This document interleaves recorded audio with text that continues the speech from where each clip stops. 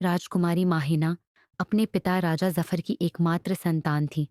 उसके ऊपर सिर्फ राजमहल की नहीं, बल्कि पूरी सल्तनत की जिम्मेदारी थी। बचपन से ही उसे सिखाया गया था कि एक शासक को अपने दिल की नहीं, दिमाग की सुननी चाहिए। लेकिन जब दिल के सामने सवाल खड़ा हो, तो क्या फैसला करना इतना आसान होता है? माहिना ने कभी नहीं सोचा था कि उसकी मोहब्बत उसकी हुकूमत के खिलाफ खड़ी होगी।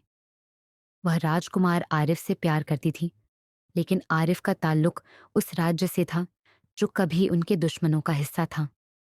राजा जफर इस रिश्ते के खिलाफ थे।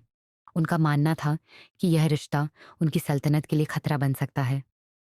एक दिन दरबार में वजीर ने आरिफ को गद्दार करार देते हुए कहा, महाराज, ये राजकुमार हमारे राज्य को धोखा देने की साजिश रच रहा है। इसे हमारे दरबार से निकाल देना चाहिए। माहिना की आंखें चौंक गईं। वह जानती थी कि आरिफ निर्दोष है, लेकिन क्या वे अपने पिता के खिलाफ खड़ी हो सकती थी? रात में माहिना और आरिफ ने महल के बगीचे में मुलाकात की। माहिना, अगर तुम चाहो तो मैं इस राज्य को हमेशा के लिए छोड़ दूंगा।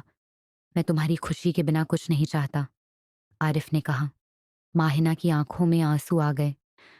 आरिफ, मैं तुम्हें नहीं खो सकती, लेकिन मैं अपनी सल्तनत से भी मुंह नहीं मोड़ सकती। मुझे नहीं पता कि क्या सही है।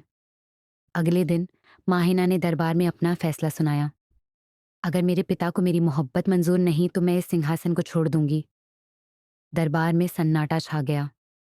राजा जफर ने अपनी बेटी को देखा। वह जानते थे कि वह अपनी मोहब्बत के लिए सब कुछ छोड़ने को तैयार है। माहिना ने आरिफ का हाथ थामा और महल से बाहर चली गई।